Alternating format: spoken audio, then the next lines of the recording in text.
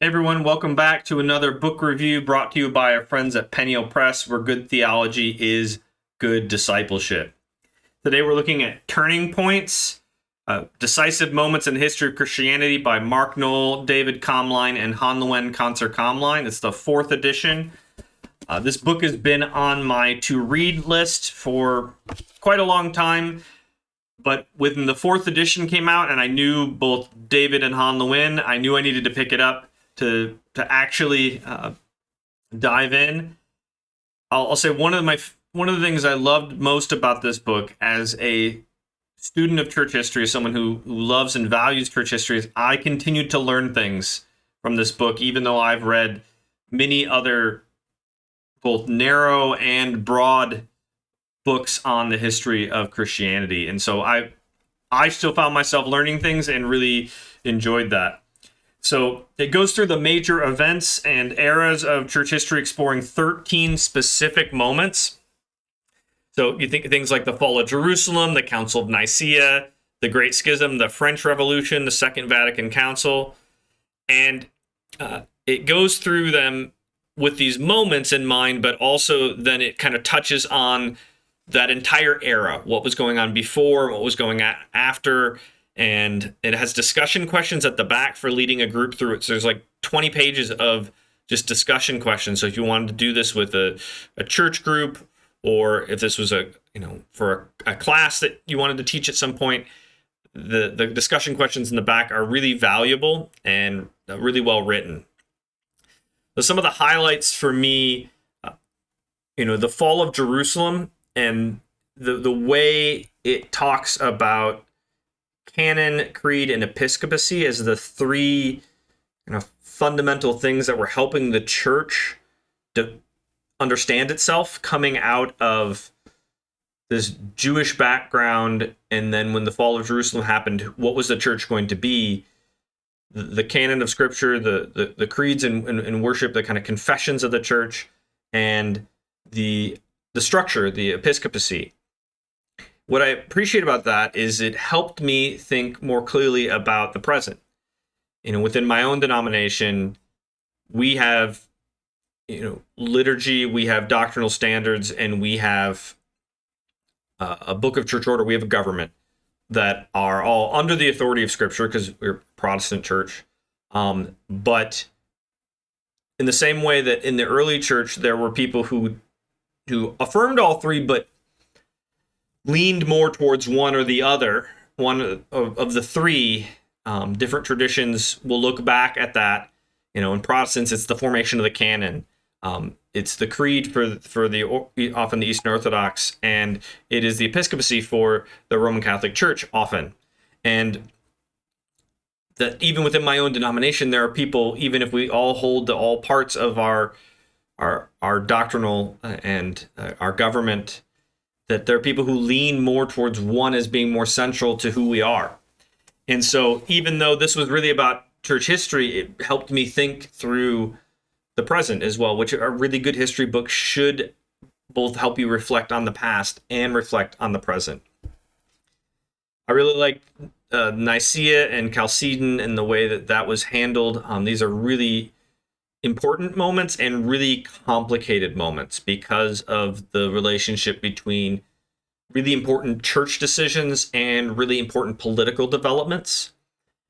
And one of the things, even though the three authors are Protestant, largely evangelical Protestants, it balances the various forces.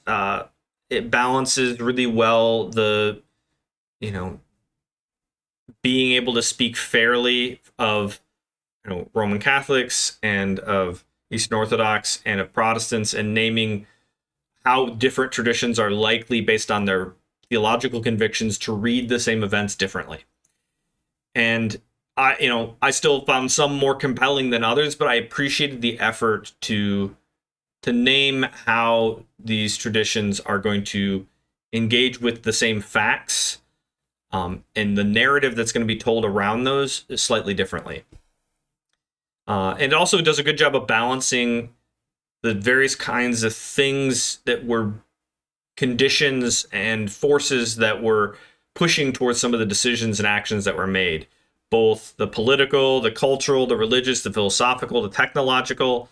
It doesn't say this was, only because of this political event, or only because of this cultural event, or only it was a theological decision made in a vacuum. It balances that all these things were happening, and this is, what happened.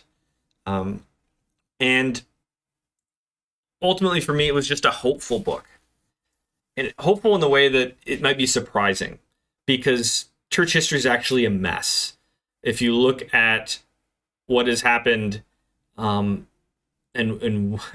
what we have done and not done in the name of Christ, kind of a mess. And yet, God brought the church through it, often in spite of themselves. God was faithful even when people weren't, or even when they were doing their best, and we would look back and be like, that was kind of a miss, or that was, sometimes we're like way better than what we're doing now. And yet God is still faithful. And so I found it really inspiring for living out my own faith, and really comforting in the midst of what feel like chaotic times. That we're like, we talk about how unprecedented everything is, and it is difficult, it is challenging, and yet knowing that God was faithful through these chaotic times, through the history of the church, gives me comfort and confidence that God will be faithful to the church even in the present, when things are also chaotic and people are trying to make good decisions, and might make good ones and might make bad ones as well. And so, I think one of the strengths is, like the best history, it opens up worlds and drops crumbs that make me want to learn more. So even as I was reading through, there were people I had not heard of or had barely heard of. And I'm like, I kind of want to learn more about that person. I want to learn more about that. And it opens a world that sometimes you can be so narrowly focused on just your church or just this, or we jump from the New Testament to today as if nothing has happened in between. Even if we know something has, we can live that way. And a rich book that brings us into the history of the church, like Turning Points, is going to expand our vision of what it means to be Christian in a positive way, and is really just a gift to the church to be able to engage with its history in a way that doesn't glorify it, doesn't vilify it. It just says, this is how it is, and guess what? God's still faithful. The only weakness I would say, and this is kind of a preference, is the chapters, are a bit long if you're depending upon the kind of church group you're in.